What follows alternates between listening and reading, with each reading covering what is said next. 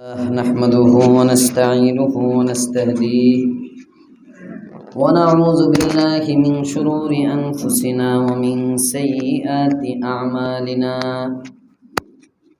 من يهده الله فلا مضل له ومن يضلل فلا هادي له ونشهد أن لا إله إلا الله وحده لا شريك له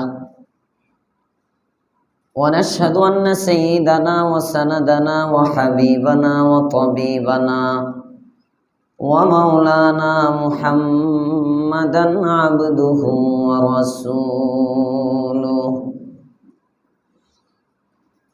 أما بعد فأعوذ بالله من الشيطان الرجيم بسم الله الرحمن الرحيم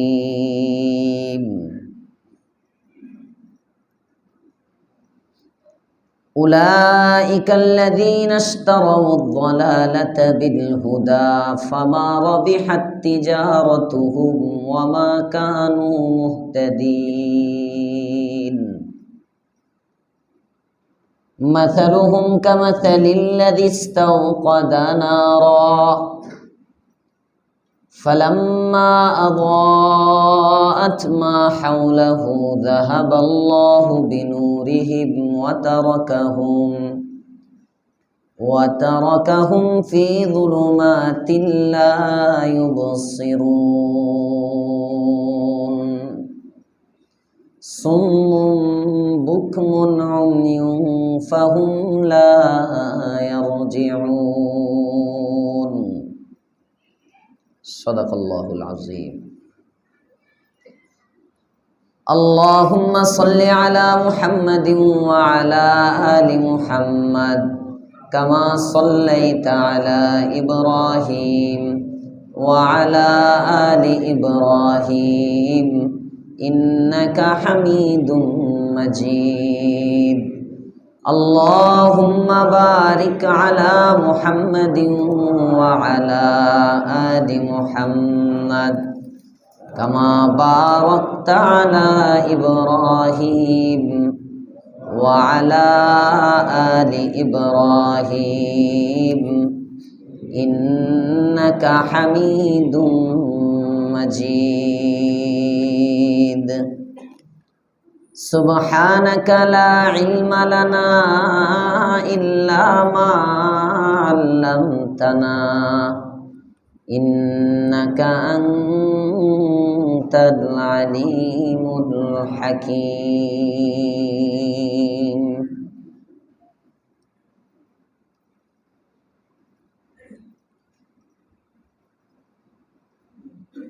अफलाक ज़मीन लौह कलम चांद सितारे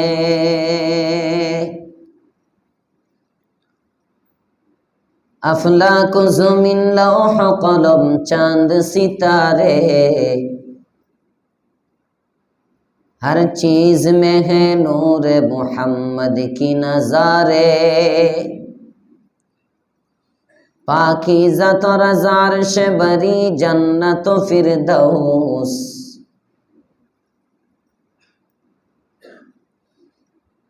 पाकीज़ा तो रज़ार से बरी जन्नत फिरदौस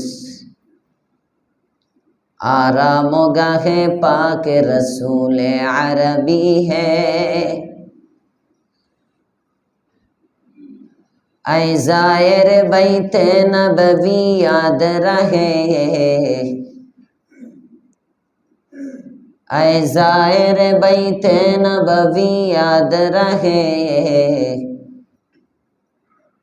बेकायदे जुम्बश लब्बे अदबी है आहिस्ता कदम पुस्ते निगाह निस्ते सदा हो आहिस्ता कदम पुस्ते निगाह निस्ते सदा हो खाबीदे हा रूह रसूल अरबी है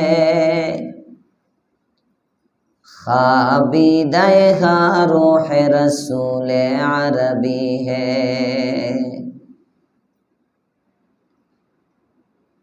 আলহামদুলিল্লাহ। মুআজ্জাজ মুহতারাম মুসল্লিয়ান কেরাম, মুরব্বিয়ান ইজাম, যুবক বন্ধুরা, ছোট বাচ্চারা, পর্দার অন্তরালে অবস্থানরত সম্মানিতা মা ও বোনেরা, শুকরিয়া আদায় করছি রব্বি করিমের দরবারে, যার তৌফিকে সাপ্তাহিক এই দর্শে কোরআনের জলসায়, কোরআনের ক্লাসে বসার সুযোগ পেয়েছি। মালিক সুযোগ দান করলেন, কৃতজ্ঞতা প্রকাশ করি, কালিমাতুশ শুকর পড়ি আলহামদুলিল্লাহ। আল্লাহ তাআলা যেন প্রতি সপ্তাহে কোরআনের ভালোবাসায় 1 ঘন্টা ফারেগের তৌফিক দেন, বলেন আমিন। আল্লাহর তৌফিক ছাড়া কোনো নেক কাজ করা সম্ভব না। আল্লাহ তাআলা যখন তৌফিক দেন তখনই করতে পারে। হাত্তাকে তাওবাটাও আল্লাহ তাআলার তৌফিক ছাড়া সম্ভব না। এজন্য তাওবারও তৌফিক চাইতে হয়। হাকিমুল উম্মত মুজাদ্দিদুল মিল্লাহ শাহ আশরাফ আলী থানভী আলাইহির রহমা খুতুবাতে হাকিমুল উম্মতের এক জায়গায় লিখতেছেন, ওনার বয়ান নকল করা হয়েছে, যে সমস্ত ব্যক্তি গুনাহ ছাড়ার মতো হিম্মত পায় না কিন্তু গুনাহ ছাড়তে চায়, এমন কিছু মানুষ আছে খারাপ কাজ করে, গুনাহ করে, বাকি আফসোস করে, বুঝে আহারে এটা আমার জন্য ঠিক হইতেছে না, কিন্তু ছাড়তে পারতেছে না। আছে না নাই? এমন কিছু মানুষ চায় নামাজ ধরে ফেলবে কিন্তু ধরতে পারে না, চায় তাকবীরে উলার ইহতিমাম করবে কিন্তু তাকবীরে উলার ইহতিমাম করতে পারে না, চায় গান শোনা বন্ধ করবে কিন্তু পারে না। উর্দুতে এদেরকে বলে পুস্ত হিম্মত। যাদের হিম্মত কম, গুনাহ ছাড়ার জন্য হিম্মত লাগে, হিম্মতে ইউসুফ লাগে। সুবহানাল্লাহ। গুনাহ ছাড়ার জন্য নবীওয়ালা হিম্মত লাগে, নবীওয়ালা হিম্মত। এখন তো আমরা নবীওয়ালা কাজ আর নবীওয়ালা হিম্মত বুঝি যে 3 দিন আর এক চিল্লায় বের হইতে পারলি, এটাও নবীওয়ালা কাজ।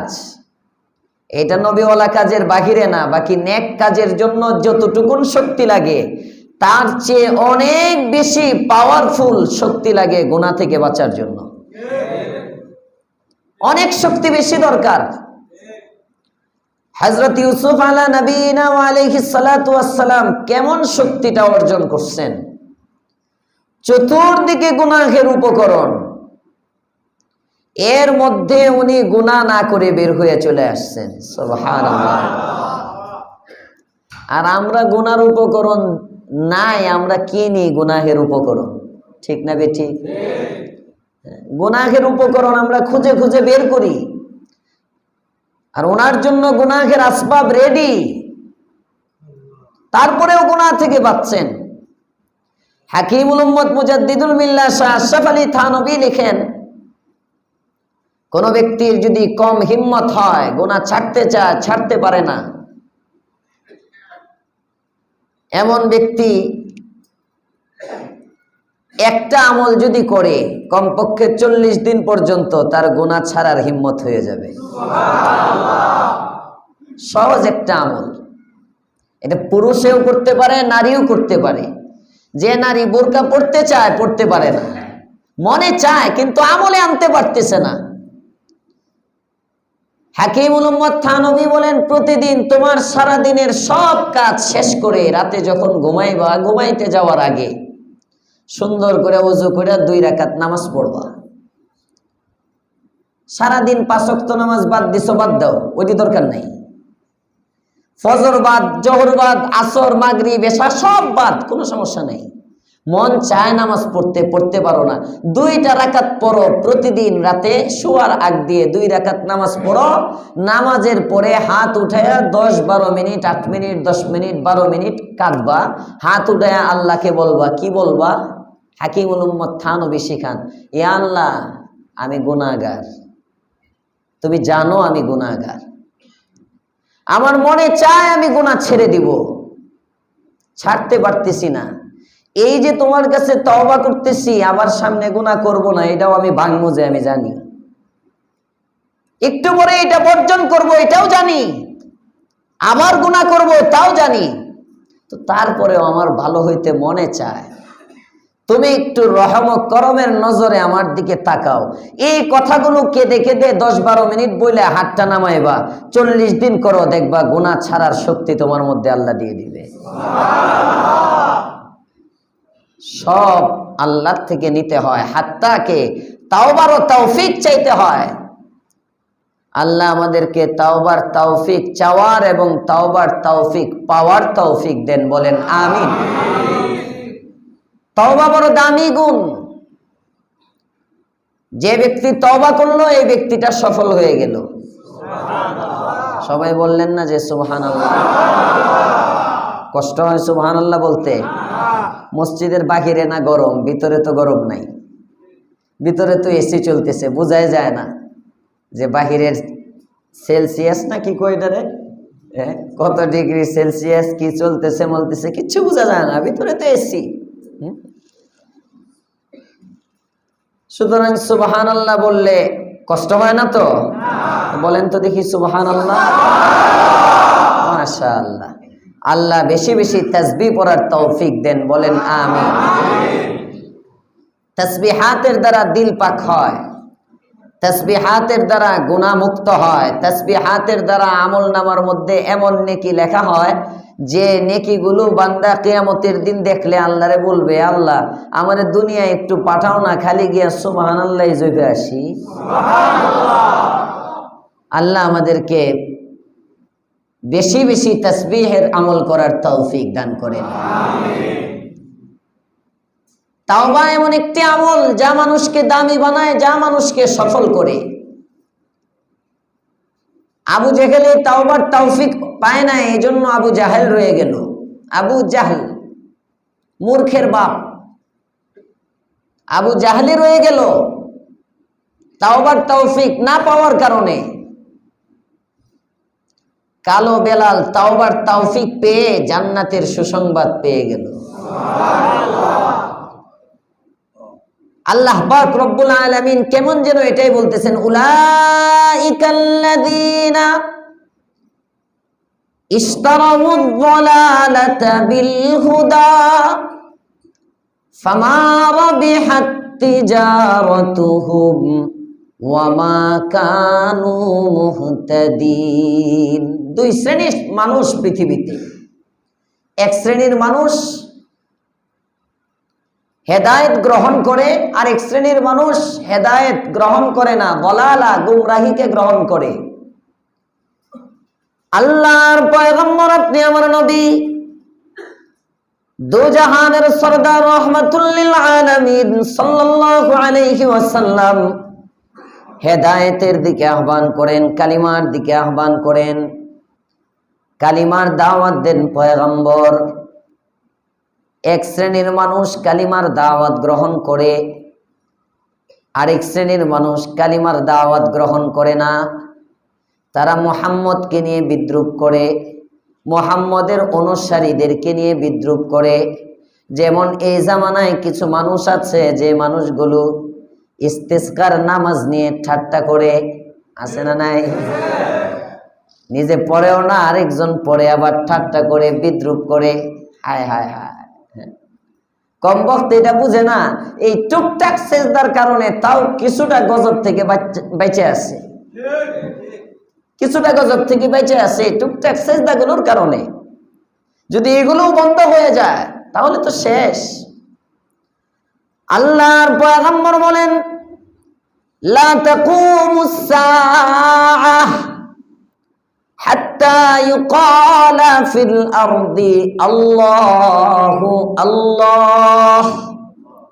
যতক্ষণ পর্যন্ত পৃথিবীর এই ভূপৃষ্ঠের কোন একটা জায়গার মধ্যেও আল্লাহ আল্লাহ নামের উচ্চারণ হবে, নবী আমার বলেন আল্লাহ নামের উচ্চারণ জমিনে হবে তো আসমান আসমানের জায়গায় থাকবে।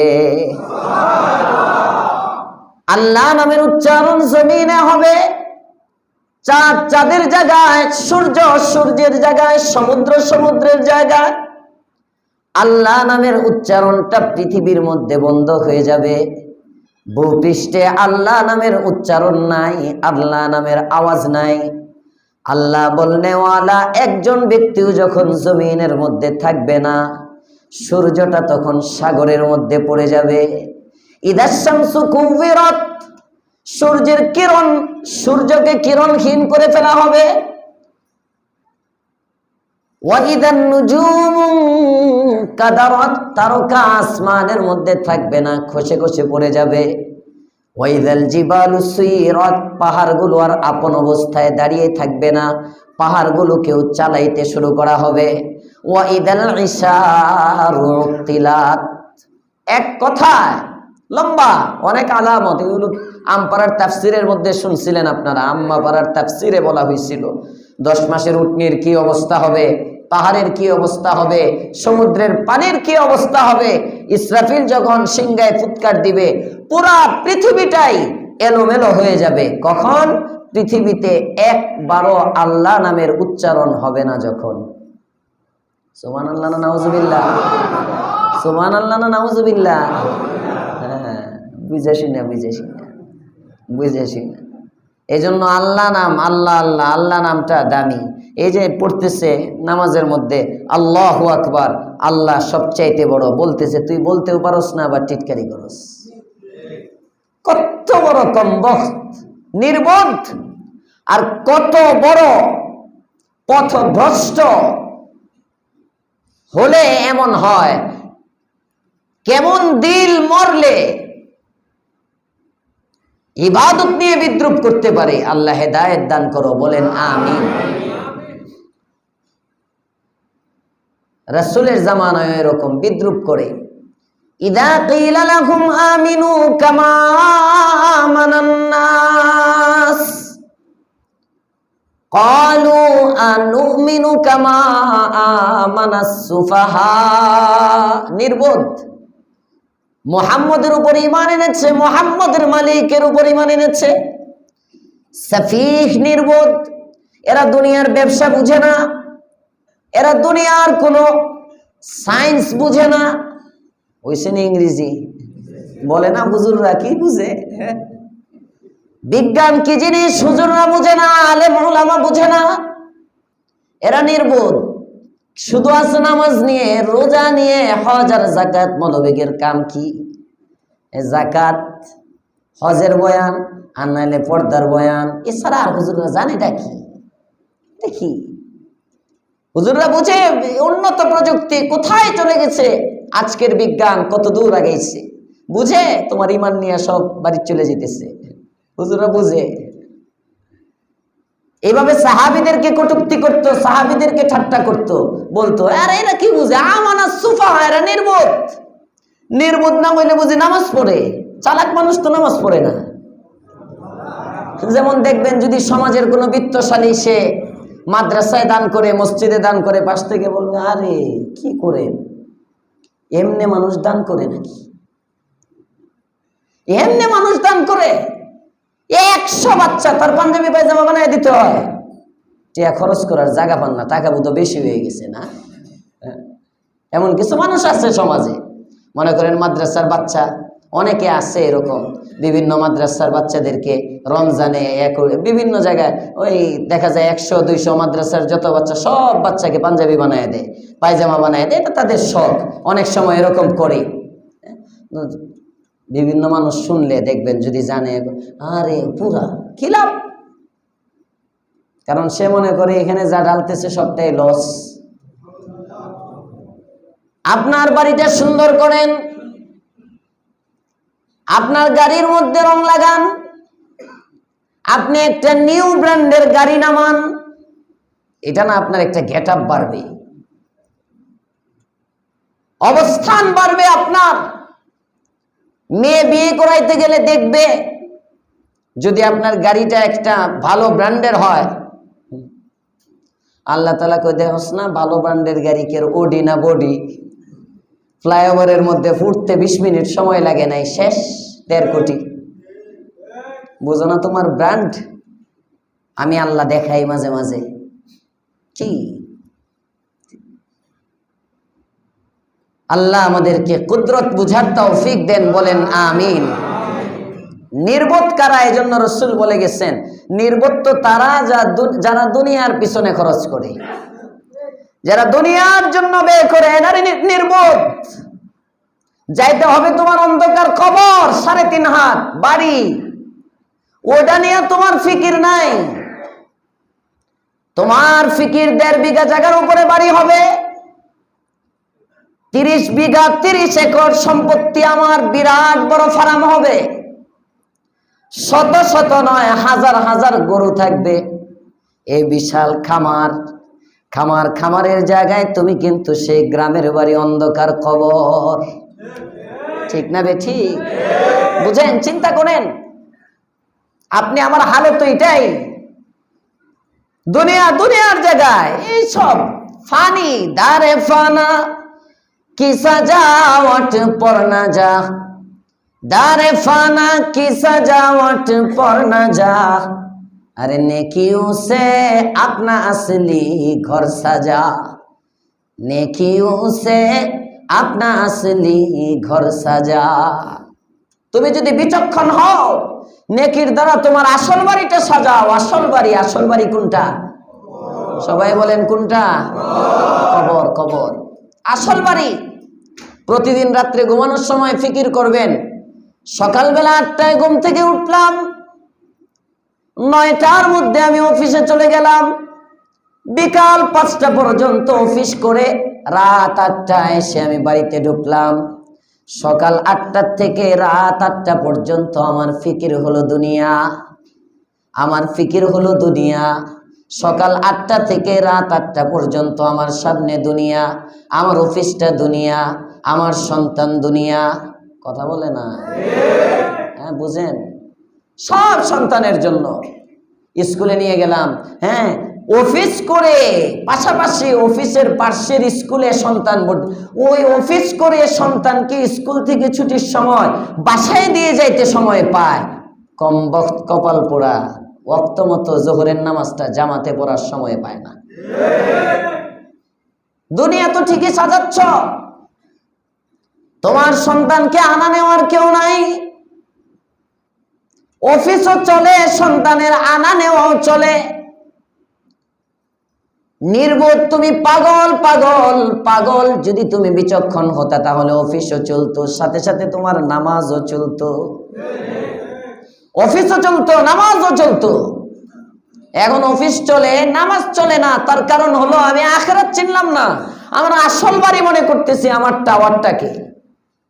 আমি যে টাওয়ারে থাকি, আফরোজা গার্ডেন মনে করেন, কথার কথা, আফরোজা গার্ডেনে আমি একটা ফ্ল্যাটের মালিক হইলাম। আরে আমি না, ধরেন এনের ফ্ল্যাটের মালিকরা আবার খেবে না যেন, ও এনে তো একজন বই রয়েছে, ফর এক্সাম্পল, উদাহরণ দেওয়া হচ্ছে শুধু। একটা ফ্ল্যাটের মালিক হইলাম আমি, এটাকে সাজাইলাম, এটাকে সুন্দর করলাম। এখানে পয়েন্ট আছে তো মহিলাদের, এজন্য এই বাড়ির নাম বললাম। এই কিন্তু আমার কবরটা আমি চিন্তা করলাম না। আমি মরার পরে ঢাকা শহর, এই যে চিন্তা করেন কত মানুষ মারা যায় ঢাকা শহরে, মারা যাওয়ার পরে যার বাড়ি যেখানে সেই গ্রামের বাড়িতে কবর। চিন্তা করছেন? গ্রামের বাড়িতে কবর। ঢাকা শহরে 5তলা বাড়ির মালিক, 10তলা বাড়ির মালিক। আমার কবরের জায়গা কিন্তু আমার বাড়ির পাশে হয় না, ঢাকায় হয় না। যদিও বা ঢাকায় বাড়ির পাশে কবরের জায়গা হয়, তাহলে একটা কবর 12 বছরের জন্য 6 লাখ টাকা দিয়ে কিনতে হয়। এমনও জায়গা আছে 12 বছরের জন্য একটা কবরের জায়গা 25 লাখ দিয়ে কিনতে হয়। এমনও জায়গা আছে 12 বছরের জন্য একটা কবরের জায়গা 67 লাখ দিয়ে কিনতে হয়। গুলশানের এক কারগুজারি 12 বছর থাকবে, কবরের নিদর্শন। 12 বছর পরে এটার মধ্যে আরেকজনকে শুয়াইব। 12 বছর সন্তানরা দেখতে পারবে এখানে আমার বাবা শোয়া। 12 বছর পরে কোনো নাম নিশানা নাই। গুলশানে আমার টঙ্গীর এক মুসল্লি, গুলশানে বাড়ির মালিক, উনি শুনাইছে কারগুজারি, টঙ্গীতেও তো আমি তাফসীর করি আব্বুর মসজিদে। উনি শুনাইছেন, হুজুর ওখানে কবর দিতে চাইলাম, আমার বাবার কবর দিতে চাইলাম, বলল 12 বছরের জন্য 67 লাখ। উত্তরায় 12 বছরের জন্য দিতে চাইছে 25 লাখ। এ উত্তরায় 12 বছরের জন্য কবর দিবে কয় লাখ? 25 লাখ। তোমার কবরটা নিতে হয় সেই গ্রামে, সন্তানরা রেখে আসে, আর সারা বছর তোমার খবর নেয় না, সারা জিন্দেগি তোমার খবর নেয় না, তোমার সম্পত্তি ভোগ করে তোমাকে একবারও স্মরণ করে না। কথা বলেন ঠিক না বেঠিক? ভাই ভাইকে স্মরণ করে না, সন্তান বাবাকে স্মরণ করে না, বাবা সন্তানকে স্মরণ করে না, কারো খবর নাই। আরে মরার পরে 3 দিন কান্না, এটা একটা কান্না হইল? ফোকাস। মরার পরে 10 দিন 40 দিন কাঁদবই তো, এতদিনের সম্পর্ক কাঁদবে না? 1 বছর পরেও যদি বাবার জন্য চোখের পানি ফেলে বোঝা যায় এটা দরদ।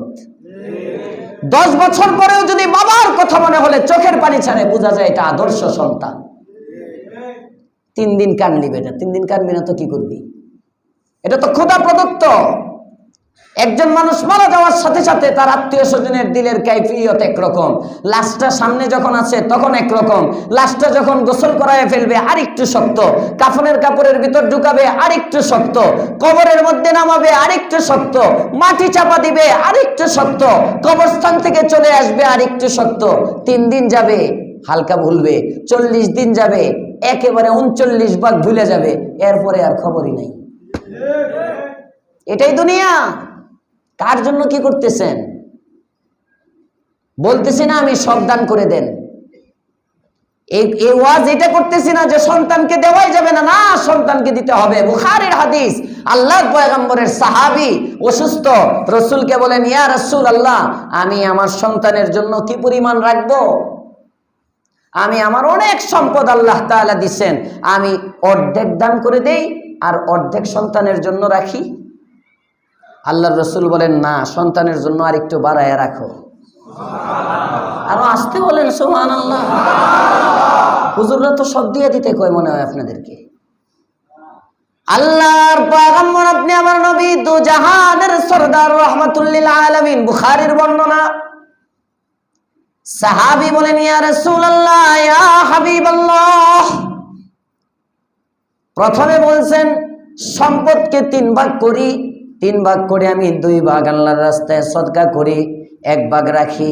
রাসূল বলেন, না, আর একটু বাড়াও। কয় অর্ধেক অর্ধেক করি, তাহলে অর্ধেক আল্লাহর রাস্তায় দিয়ে দে আর অর্ধেক আমি সন্তানের জন্য দে। নবী বলেন, না, তোমার সন্তানের জন্য আর একটু বেশি রেখে যাও। এবার সাহাবী বলেন, ইয়া রাসূলুল্লাহ, ইয়া হাবিবাল্লাহ, তাহলে আমি কি করব?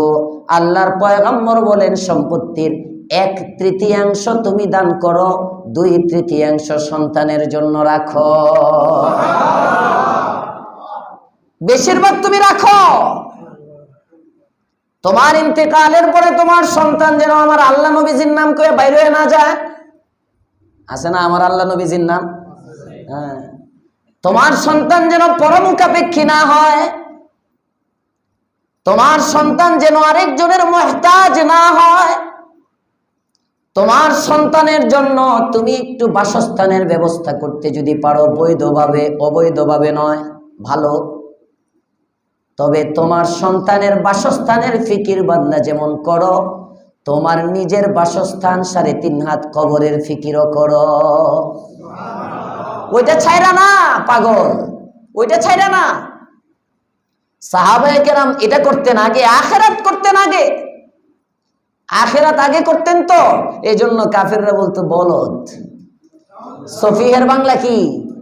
বলদ, বলদ, বুদাই, নির্বোধ, যে কোনো হিসাব টিসাব বুঝে না। সাফিহের মানে যে নিজের বালুটাই বুঝে না, নিজের কিছু বুঝে না, এটারই বলে সাফিহ, নির্বোধ। সাহাবায়ে কেরামকে নির্বোধ বলে। আল্লাহ তাআলা বলেন, আলা ইন্নাহুম হুমুস সুফাহাউ ওয়ালাকিল্লা ইয়ালামুন। হাবিব আমার, এরা আমার সাহাবী, আপনার সাহাবী, আমার জান্নাতের মেহমান গুলোকে এরা বলে সাফিহ। না না না, এরা নির্বোধ নয়, এরা সাফিহ নয়। সাফি তো তারাই, প্রকৃত নির্বোধ তারা, কিন্তু তারা যে নির্বোধ এটা তারা বুঝেও না। ওয়ালাকিল্লা ইয়ালামুন, বুঝে না, কারণ বুঝার ক্ষমতা আমি আল্লাহ নিয়ে গেছি। বুঝবে না। এভাবে চলতে থাকবে, হঠাৎ করে একদিন আজরাইল চলে আসবে। এই জন্য বলতেছিলাম, বসার পরে তাওবার তৌফিক চাইতে হয়। সফল ওই ব্যক্তি হয়ে যায় যে তাওবা করতে পারে। আল্লাহ পাক রব্বুল আলামিন আমাদেরকে তাওবা করার তৌফিক দেন। যদি তাওবা করতে পারি, হেদায়েতের উপর উঠে যেতে পারি, আমি সফল হয়ে গেলাম। আমার ব্যবসা সফল, মানুষ আমাকে ব্যর্থ বললেও, আর পৃথিবীর সব আমার অর্জন হলো, কিন্তু আমার আখিরাতের ঝুলি খালি, আখিরাতের থলি খালি, আখিরাতের কোনো অর্জন আমার নাই। পৃথিবীর সবাই আমাকে বাহবা দেয়, পৃথিবীর সবাই আমাকে সফল বলে। আল্লাহ তাআলা বলেন, উলাইকাল্লাযী নাশতারাউদ-দালালাতা বিল হুদা, হেদায়েতের বিনিময়ে যারা দলালাত গুমরাহিকে ক্রয় করে, ফামা রাবিহাত তিজারাতুহুম, তাদের ব্যবসায় কখনো লাভ হয় না, ওয়ামা কানু মুহতাদিন, এবং তারা হেদায়েত প্রাপ্ত নয়। তাদের দৃষ্টান্ত কি? মাথালুহুম, তাদের দৃষ্টান্ত হলো কামাতালিল্লাযী ইস্তাওকাদা নারা, যে ব্যক্তি একটা আগুন জ্বালাইলো, ওই আগুনের দ্বারা যখন ফালাম্মা আযাআত মা হাওলা, তার আশপাশ চতুর্পাশ যখন আলোকিত হলো, যাহাবাল্লাহু বিনূরিহিম, তখন আল্লাহ তাআলা ওই আলোটা নিয়ে গেলেন আর তাকে অন্ধকারের মধ্যে রেখে দিলেন। ওয়া তারাকাহুম ফি যুলুমাতিন লা ইউবসিরুন, মানে হেদায়েতের বাতি মুহাম্মদে আরবি মদিনায় জ্বালাইলেন। আশপাশ আবু বকর ঈমান আনলো, ওমর ঈমান আনলো, উসমান ঈমান আনলো, আলী ঈমান আনলো, হামজা ঈমান আনলো, বেলাল ঈমান আনলো, ধনীদের মধ্য থেকেও ঈমান আনলো, গরিবের মধ্য থেকেও ঈমান আনলো, কিন্তু তার ঈমান নসিব হইল না, মুনাফিক রয়ে গেল। আল্লাহ তাআলা বলেন, সুম্মুন বুকমুন উমিয়ুন ফাহুম লা ইয়ারজিউন, এদের মধ্যে আসলে এরা যে মানতে পারে না, তার কারণ কি জানো? এরা বধির, এরা বোবা, এরা অন্ধ। সুম্মুন বুকমুন উমিয়ুন, আসলে তো চোখ আছে, কয় না হায় রে কপাল মন্দ, এই চোখ থাকিতে অন্ধ, উমিয়ুন। সুম্মুন বুকমুন উমিয়ুন, চোখ আছে দেখে না, কান আছে শুনে না, জবান আছে বলতে পারে না। সুম্মুন বুকমুন উমিয়ুন ফাহুম লা ইয়ারজিউন, এমন অন্ধ, এরা হকের দিকে ফিরে না, হকের দিকে আসে না। এদের কাজ কি? এদের কাজই হলো শুধু হকের বিরুদ্ধাচরণ করা, হকের বিরুদ্ধাচরণ করা, কোরআন সুন্নাহর খেলাফ করা, কোরআন সুন্নাহর বিরুদ্ধে জীবন পরিচালিত করা। আর যারা মুমিন, তাদের কাজ কি? হাজারো কষ্ট হলেও কোরআন সুন্নাহর উপর অটল থাকা। আল্লাহ তাআলা আমাদেরকে অটল অবিচল থাকার তৌফিক দান করেন। আমিন। ওয়া আখিরু দাওয়ানা আনিল হামদুলিল্লাহি রাব্বিল আলামিন। দোয়া চাই, দোয়া করি খাসভাবে। মাশাআল্লাহ, গত সপ্তাহে বলছিলাম কিছু মানুষ বাড়ার জন্য আজকে এক কাতার এশার নামাজে বাড়ছে। আমার তাফসীরে বাড়ার দরকার নাই, আমি নামাজই বাড়াইতে চাইতেছি। তাফসীর তো এমনি ঘুরে যায়। এশার নামাজ আগামী সপ্তাহ অন্তত শুক্রবারের এশার নামাজে দোতলা ভরে যেতে পারে না ইনশাআল্লাহ? নামাজি আরেক মসজিদ খালি করে দাওয়াত দিয়ে আনেন না, কিছু বেনামাজিরে নিয়ে আইসেন। আরেক মসজিদে নামাজ পড়ে তারে টাইনা নিয়ে আইলেন যে চলো গোয়ালটেক মসজিদে, না আসেন না, আমরা সবাই মিলে এই যে এই দিক দিয়ে যাওয়ার সময় দেখবেন এই চার দোকানদার আশপাশে এই রাস্তার মধ্যে কত মানুষ বেকার বসে রয়েছে। এখান থেকে আদম আলীর কোনা পর্যন্ত যাইবেন, অনেক মানুষ, কমপক্ষে 20-30 জন পাইবেন হুদাই বই আড্ডা মারতেছে, নামাজ পড়ে না।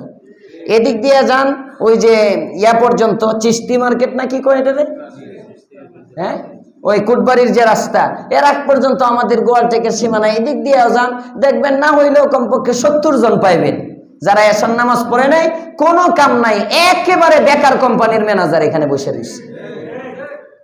একটু দাওয়াত পৌঁছান না, আপনার একটু ভালোবাসা, আপনার একটু কথায় একজন ব্যক্তি একটা সেজদা যদি করতে পারে, সেজদাতুন ওয়াহিদা খায়রুম মিনাদ দুনিয়া ওয়া মা ফিহা, আল্লাহর পয়গম্বর বলেন একটা সিজদা যদি কবুল হয়ে যায়, একটা সিজদা যার আমলনামায় উঠে যায়, সিজদাতুন ওয়াহিদা খায়রুম মিনাদ দুনিয়া ওয়া মা ফিহা, দুনিয়া এবং তার মাঝে যা কিছু আছে সব কিছু এক পাল্লায়, আর সিজদা এক পাল্লায়, সিজদার পাল্লাটা ভারী হয়ে যায়। একটু দাওয়াত পৌঁছান। সিজদা বেশি দরকার, নামাজ বেশি দরকার। যাইতেই হবে কবরে। আর কবরের মধ্যে যাওয়ার পরে সামনে এটাই শেষ ঘাটি না, আবার উঠতে হবে, রবের সামনে আবার দাঁড়াইতে হবে। আল্লাহ তাআলা প্রথম জিজ্ঞেস করবেন, কিরে তোর নামাজের কি হালত? যার নামাজের হিসাব ঠিক তার সব ঠিক। সুবহানাল্লাহ। এই জন্য আপনার সন্তান নামাজ পড়ে না, আপনি মসজিদে আসেন, সন্তানটারে নিয়ে আসেন। যে আদর সোহাগ দিয়ে, যে আদর ভালোবাসা দিয়ে আপনি সন্তানকে লালন পালন করে এতদিন পর্যন্ত পড়ালেখা করায়া এত বড় শিক্ষিত বানাইতে পারলেন, এমন সুন্দর ব্যবসাটা ধরাইয়া দিতে পারলেন, ওই ভালোবাসাটা দেন। চোখের পানি ফেলেন, বারবার যান, মাথায় হাত দেন, জড়াইয়া ধরেন, বাপরে আমি বুড়া হয়ে গেছি, আমি তোরে মসজিদে দেখে যেতে চাই। বলেন না ভালোবাসা দিয়ে। একদিক দিয়ে মালিককে ডাকেন, রবকে বলেন, আরেক দিক দিয়ে সন্তানের কাছে দাওয়াত পৌঁছান। মহিলারা যারা আছে বলেন, আপনার মেয়েটাকে পর্দায় উঠান, উঠায় যান, নাইলে কবরে বাড়ির সুরে কই যে কি হইব কইতাতেন না কিছু। এটা দুনিয়ায় দেখানোর জিনিস না। কবরে গিয়ে যদি একবার ঘুরে কেউ আইতে পারতো, তাহলে পুরা পৃথিবীটা ঠিক হয়ে যেত। কবরের আযাব যদি মুসলমানে দেখিত, আরে ঘর বাড়ি ছাড়িয়া পাগল সাজিত, ঘর বাড়ি ছাড়িয়া পাগল সাজিত। সাপে কাটবে, গুর্জ মারবে, হায় রে হায়, আরে আগুন জ্বলবে গুনাহগারের কলিজায়, আগুন জ্বলবে গুনাহগারের কলিজায়। কবরের অবস্থা এজন্য আল্লাহ দেখায় নাই। যদি কবরের হালত দেখতেন ব্যবসা করতে পারতেন না, কবরের হালত দেখলে বিবি নিয়ে ঘুরতে পারতেন না, কবরের হালত দেখলে বেগমের জন্য মার্কেট না, নিজের লুঙ্গি কেনারও সময় পাইতেন না। কবরের হালত যদি দেখতেন, নবী জানায় গেছেন, এই না দেখে বিশ্বাস করাটার নাম হলো ঈমান বিল গায়েব। না দেখে বিশ্বাস করলেই মুমিন। বিশ্বাস করেন, বিশ্বাস করেন মরতে হবে। মরণ তো সবাই বিশ্বাস করে, মরণের পরে কবর আছে, হাসর আছে, পুলসিরাত আছে, আযাব আছে, গজব আছে, আর ভালো হলে তার জন্য জান্নাত আছে। সুবহানাল্লাহ। আমরা সবাই জান্নাতের ফিকির করব ইনশাআল্লাহ, ভিতর বাহির এক করে চলবো ইনশাআল্লাহ।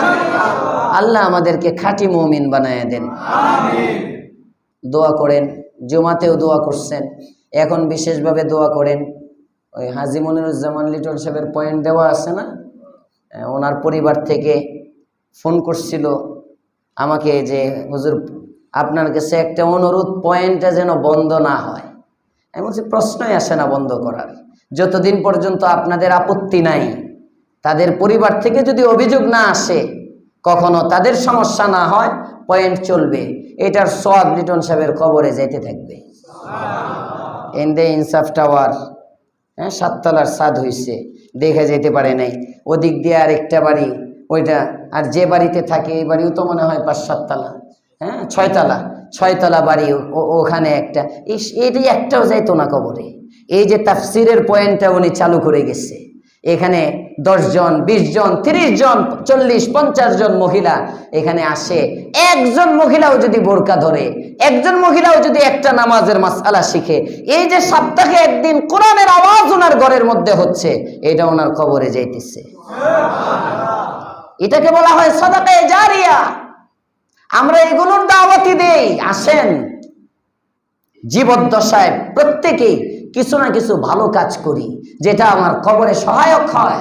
কিছু না কিছু করে যাই, যেটা আমার মৃত্যুর পরেও চলতে থাকে, যেটা আমার মৃত্যুর পরেও চলমান থাকে। আল্লাহ তাআলার কাছে বিশেষভাবে দোয়া করি, বিশেষভাবে দোয়া করি, আল্লাহ যেন এই পরিবারটাকে পরিপূর্ণ দিনদার বানায়া দেন। বলেন আমিন।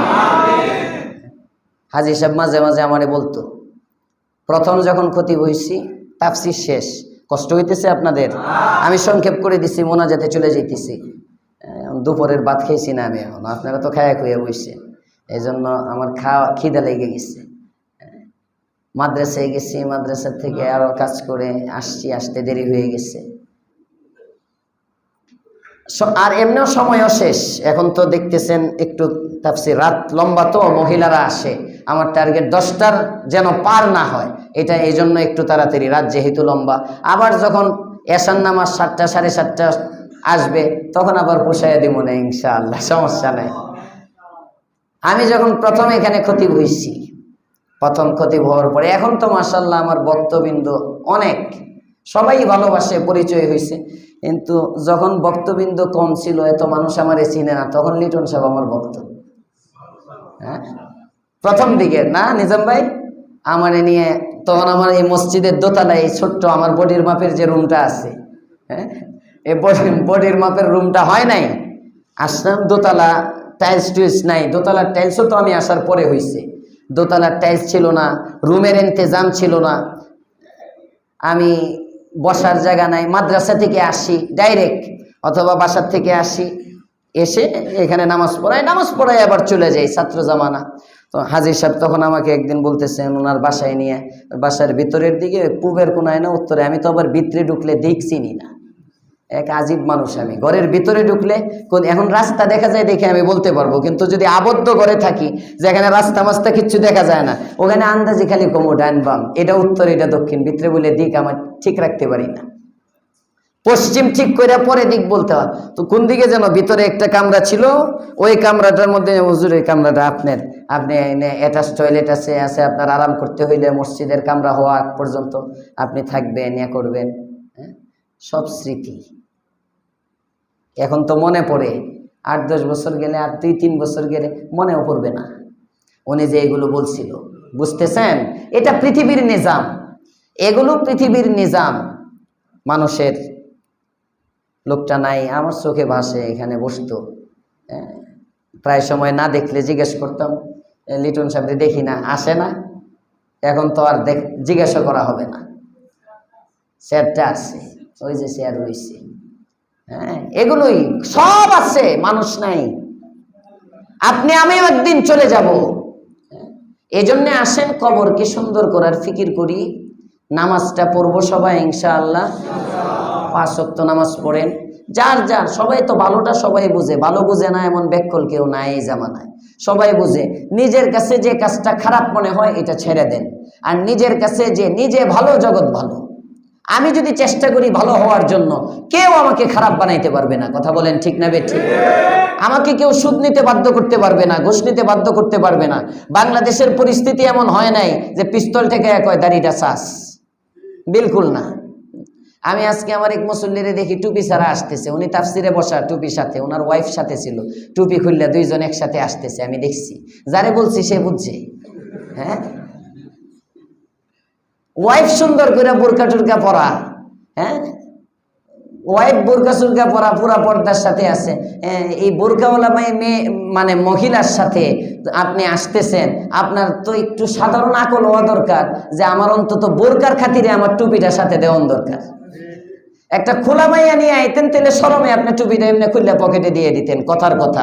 বোরকা ছাড়া আপনার ওয়াইফ যদি পর্দা না করতো, এমন শরঈ হিজাবের একজন নারী, আপনার মারায়ে সালিহা নেক একজন স্ত্রী নিয়ে আপনি আসতেছেন তাফসিরে, আপনার মাথার টুপিটা নাই, এত গরম আপনার? যে কাজটা নিজের কাছে খারাপ মনে হয় এটা ছাড়েন, যে কাজটা নিজের কাছে ভালো মনে হয় এটা করেন। ইত্তেবায়ে সুন্নাত জান্নাত পর্যন্ত নিয়ে যায়। আল্লাহ তাআলা আমাদেরকে তৌফিক দান করেন। ওয়া আখিরু দাওয়ানা আলহামদুলিল্লাহি রাব্বিল আলামিন।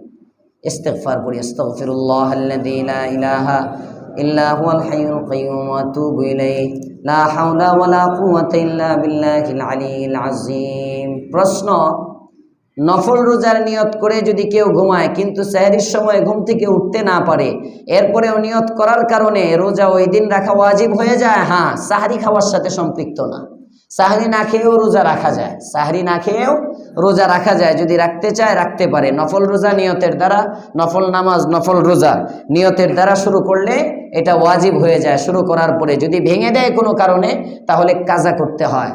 প্রশ্ন, নারীগণ কবর জিয়ারত করতে পারবেন কি? উত্তর, না, নারীরা কবর জিয়ারতে যাবে না। প্রশ্ন, সন্তানের বড় ধরনের অসুখ কি পিতা মাতার পাপের কারণে হয়? পাপের কারণেও হতে পারে, পরীক্ষা হিসাবেও হতে পারে। সন্তান অসুস্থ হলেই যে বাবা মার গুনার কারণে, যদি গুনাহ থাকে গুনার কারণে হয়, আবার অনেক সময় গুনাহ নাই, আল্লাহ তাআলা বাবা মাকে যে একটা মর্যাদার আসনে নিতে চান, সে যতটুকু আমল করে ওই আমলে সে ওই মর্যাদার প্রাপ্য হয় না, তো আল্লাহ তাআলা তখন তাকে বিভিন্নভাবে পরীক্ষা করেন। এই পরীক্ষাগুলোর মধ্যে সন্তানের অসুস্থতাও একটা পরীক্ষা। পরীক্ষাও হয়, গজবও হয়। আপনার আমলই বলে দিবে আপনি পরীক্ষায় আছেন না গজবে আছেন। সুদের লেনদেন করেন, ঘুষের লেনদেন করেন, সবসময় হারামের ট্যাঙ্কির মধ্যে বসে থাকেন, নামাজ রোজার খবর নাই, পর্দা পশিদার কোনো খবর নাই, কোরআন সুন্নাহর দ্বারে কাছেও আসেন না। সন্তান অসুস্থ, ভাই কইেন না আল্লাহর ইমতিহানে আছি, আল্লাহর খায়া কাম নাই আপনার ইমতিহান করতে, বন্ড জানি কোথাকার। প্রশ্ন, মাসিক অবস্থায় মুখস্থ কোরআন তেলাওয়াত করা যাবে কি? না, কোরআন তিলাওয়াত দেখেও করা যাবে না, মুখস্থও করা যাবে না। মেন্সের সময় মুখস্থ কোরআন তিলাওয়াত করা যাবে না। হ্যাঁ, দোয়ার আয়াতগুলো দোয়া হিসাবে, কোরআনে কারীমের যে আয়াতগুলো দোয়া হিসাবে ওগুলো পড়া যাবে, তেলাওয়াত হিসাবে পড়া যাবে না, মনে রেখেন। এসএসসি এবং এইচএসসি পরীক্ষার ফলাফল প্রকাশের পর অনেক ব্যাংক শিক্ষার্থীদেরকে তাদের পরীক্ষার ফলাফলের উপর ভিত্তি করে বৃত্তি প্রদান করে। ব্যাংক হতে বৃত্তির টাকা নেওয়া যাবে কি? ব্যাংক যদি হালাল টাকার থেকে দেয়, তাদের কোনো হালাল উপার্জন থাকে, হালাল ফান্ড থাকে, ওখান থেকে যদি দেয় জায়েজ হবে। আর যদি ব্যাংকের অর্জন, সুদী ব্যাংকের যে সমস্ত লেনদেন, সুদের ফান্ড থেকে যদি দেয়, না জায়েজ হবে।